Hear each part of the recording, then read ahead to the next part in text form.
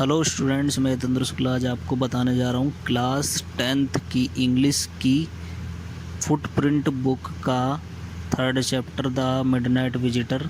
इसमें 3 करैक्टर हैं। पहला है ओसबल जो एक सीक्रेट एजेंट है, दूसरा है राइटर फॉलर नाम का, और तीसरा है मैक्स, वो भी एक सीक्रेट एजेंट है। तो स्टोरी ऐसे कुछ स्टार्ट होती है कि जो फॉलर राइटर है वो एक स्मार्ट सीक्रेट एजेंट की खोज कर रहा था, और इसी खोज की वजह से वह ओसबल के पास गया। लेकिन जैसे ही वो ओसबल से मिलता है तो वो दुखी हो जाता है, क्योंकि जो ओसबल की पर्सनैलिटी है वो एक सीक्रेट एजेंट से मैच नहीं करती। वो मोटा है और हाइट भी नहीं है उसकी, वो गिट्ठा भी है, भद्दा सा है, कपड़े पहनने का ढंग नहीं है उसे, और शराब भी पीता है। तो फॉलर दुखी हो जाता है उसकी पर्सनैलिटी को देख के। जब फॉलर ओसबल से बात कर रहा होता है तो ओसबल बताता है कि उसके पास मिसाइल के खुफिया कागजात आने वाले हैं। ओसबल उस रेस्टोरेंट जहां वो बात कर रहे थे ओसबल और फॉलर, उसके बगल में ही 6 मंजिल की एक बिल्डिंग थी जहां ओसबल सबसे ऊपर रहा करता था। तो फिर वो अपने होटल की तरफ गए और अपने रूम की तरफ भी।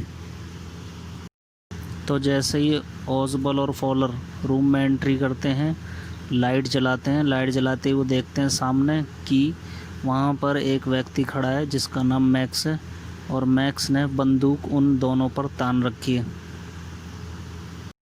और जो मैक्स एजेंट है वो मिसाइल के कागजात ओसबल से छीनना चाहता था। ओसबल ने एक सीक्रेट एजेंट का काम पूरी तरीके से करा।